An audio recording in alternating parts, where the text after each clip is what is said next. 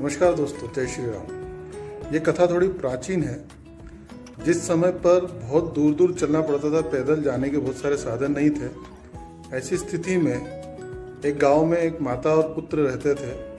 बड़े कष्टों से अपना जीवन जी रहे थे। इस माँ को किसी ने अचानक बताया कि दूर चलने पर लगभग 3 दिन चलने के बाद एक ऐसा गांव आता है, वन आता है।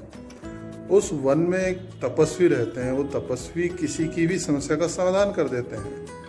तो तुम या तुम्हारा पुत्र वहां जाए और जाकर के उन तपस्वी से बात करे तो तुम्हारी जो भी समस्या है उसका समाधान चटपट हो जाएगा। ऐसा सुनकर माँ बड़ी प्रसन्न हुई। उसने दौड़ के अपने बेटे को बुलाया और कहा, देखो एक महात्मा जी हैं, दूर चलना पड़ेगा, बहुत दूर जाना पड़ेगा। काफ़ी चलने के बाद जब वहाँ पहुँचोगे और उनको अपनी समस्या बताओगे तो वो तुम्हें समाधान जरूर बताएंगे और उनके समाधान बताते ही अपनी समस्याएं फुर्र हो जाएंगी, यानी अपना जीवन सुखमय हो जाएगा। तो बेटे ने कहा कि ठीक है माँ। तो दूसरे दिन सुबह उठ के वो उस यात्रा पर निकल पड़ा। शाम हो गई लेकिन अभी काफ़ी दूर थी। तो वो जो है एक सेठ के घर पे यात्रा के लिए स्थान मांगा और एक सेठ के घर पे रुक गया। सेठ के घर जब वो रुका तो सेठानी और सेठ से उसकी काफ़ी वार्ता हुई। उनकी एक बेटी थी, वो गूंगी थी। तो सेठानी ने जब दूसरे दिन वो चलने लगा सुबह तो उससे पूछा, जा कहाँ रहे हो? तो उसने बताया ऐसी ऐसी एक यात्रा है।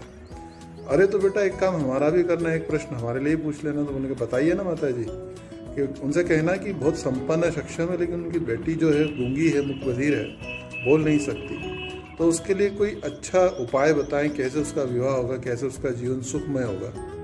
और ये बोल करके उसने हाँ भर करके वो आगे बढ़ गया। फिर पूरे दिन चला और शाम हो गई। शाम को वो एक स्थान पे फिर रुका।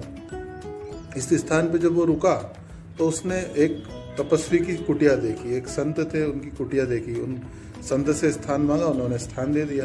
रात भर रहे। सुबह उसने संत ने पूछ लिया, कहाँ जा रहे हो? तो उसने बताया ऐसी ऐसी यात्रा है और इस तरह से जाके प्रश्न करूंगा। मैं कह रहे मेरा भी एक प्रश्न करना, 50 वर्षों से तपस्या कर रहा हूँ लेकिन मुझे अभी तक संतत्व प्राप्त नहीं हुआ। मैं स्वाद ही नहीं चख पाया संतत्व का। तो ऐसा महान तत्व मेरे अंदर क्यों नहीं आ पा रहा, ये प्रश्न जरूर कीजिएगा। तो क्या ठीक है, मैं करूँगा मुनि जी। और वो आगे बढ़ गया। फिर पूरे दिन चला, शाम हो गई। अब जब शाम हुई तो एक किसान की कुटिया मिली। उस कुटिया में वो रुक गया और किसान से बात की। किसान से जब बात की तो किसान ने कहा कि वाह यार, बहुत अच्छे रुके हो, लेकिन जा कहाँ रहे हो? तो उसने बताया कि ऐसी ऐसी एक यात्रा है और इस यात्रा पे मैं जा रहा हूँ। तो किसान ने कहा, यार मेरे खेत के बीच एक बहुत बड़ा पेड़ है और उस पेड़ के आसपास कोई पौधे नहीं उग पाते, ना कोई दूसरा पेड़ उगता है। तो आप जा ही रहे हो तो एक प्रश्न मेरा भी कर लेना कि वो पेड़ के नीचे क्या समस्या है। तो ठीक है, मैं किसान जी ये प्रश्न जरूर करूँगा। और वो अगले दिन अपनी यात्रा पे चल पड़ा। आज वो फाइनली उस स्थान पे पहुंच ही गया जिस स्थान पर वो तपस्वी, वो साधु रहते थे। वहाँ जाकर के उन संत से उन्होंने प्रश्न किया कि हे संत जी, मैं आपसे कुछ प्रश्न करना चाहता हूँ। उनको देख के वो अभिभूत हो गया, उनके चरण स्पर्श किए और उनसे प्रश्न निवेदन किए। तो संत ने एक उत्तर देने से पूर्व एक प्रश्न खड़ा कर दिया कि देखो, मैं तुम्हारे केवल 3 प्रश्नों का ही उत्तर दूंगा। अगर 3 से ज़्यादा प्रश्न हुए तो उत्तर नहीं देने वाला। तो उसने फिर बड़ा विचार किया कि यार सेठानी की बात पूछूं या उन संत की बात पूछूं या उस किसान की बात पूछूं या अपनी बात पूछूं। तो काफ़ी जद्दोजहद करने के बाद उसे एक बात समझ में आ गई कि अपनी बात छोड़ देना चाहिए। 3 दूसरे हैं जो कष्ट में हैं, उनकी बात ही मुझे पूछना चाहिए। तो अंततोगत्वा उसने जो है उन तीनों की बात एक एक करके पूछी। और जब वो बातों को पूछ चुका था, चौथी बात तो बताने का मना किया था, तो अपने बारे में कुछ नहीं पूछा, वापस लौटा। जब वापस लौटा तो उस किसान के पास गया। किसान ने कहा, भाई पूछी मेरी बात? तो उन्होंने बताया, हाँ मैंने पूछी। उन्होंने कहा कि तुम्हारे जो बड़ा पेड़ है उसके नीचे काफ़ी सारा सोने का भंडार गड़ा हुआ है, अगर उसे निकाल लोगे तो तुम्हारी फसल अच्छे से हो पाएगी। उसने खोदा और देखा नीचे से सोने के घड़े भरे हुए निकले हैं।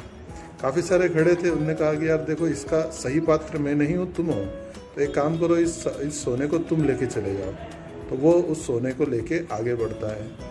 तो दूसरी बार वो मुनि जी की कुटिया पहुँचता है। मुनि जी पूछते हैं, मेरा प्रश्न पूछा? उन्होंने कहा हाँ पूछा। क्या उत्तर बताया? उन्होंने कहा कि आपकी जो बाल हैं, आपकी जो बहुत बड़े बड़ी केश हैं, इनके अंदर आपने एक मणि छुपा रखी। जब तक उस मणि का त्याग नहीं करोगे आपको ब्रह्मचर्य का, तपस्विता का, संन्यास का स्वाद नहीं आ पाएगा। तो उसने कहा कि यार ये तुम तो बड़े महान हो, एक काम करो, ये मणि तुम ही रख लो। तो अब बहुत सारा सोना के बाद एक बहुत कीमती मणि उसे मिल गई और वो आगे बढ़ गया। जब वो आगे बढ़ा तो तीसरे दिन वो उन सेठानी के घर पहुंचा तो सेठानी ने कहा कि भाई पूछा मेरा प्रश्न? तो उसने कहा हाँ पूछ लिया। उन्होंने कहा कि तुम्हारी बेटी जिस लड़के को देख करके बात करेगी, बोलेगी, वही उसका पति होगा और वो बोलने लगेगी। अब ये दोनों बात ही कर रहे थे कि अचानक से सेठानी की बेटी आ गई और उसने देखते से इस लड़के को कहा अरे तुम आ गए। और जैसे उसने ये कहा तो सेठानी ने कहा बस इसने तुम्हें देख के बात की, तुमसे इसकी शादी होगी। तो फाइनली उसको सोना मिल गया, मणि मिल गई, सारा और जीवन साथी मिल गया और वो ये सब लेकर के अपने घर लौटा। उसकी माँ ने पूछा कि क्या तुमने अपना प्रश्न किया? उसने कहा नहीं माँ, मैं अपना प्रश्न नहीं पूछ पाया, लेकिन देखो हमारा प्रश्न पूछे बिना ही हमारी दरिद्रता दूर हो गई केवल उन स्वामी के दर्शन मात्र से। तो इस प्रकार से हम भी अपने जीवन में जब कुछ सोच लेते हैं तो ईश्वर हमको उस काम को, उस कृत्य को करने के लिए प्रेरित करता है और जब हम उस काम को कर लेते हैं तो हमें सफलता प्रदान करता है। ऐसा मस्त हमारा जीवन है। ऐसे जीवन आप सबका हो। जय श्री राम, जय हिंद, जय जय।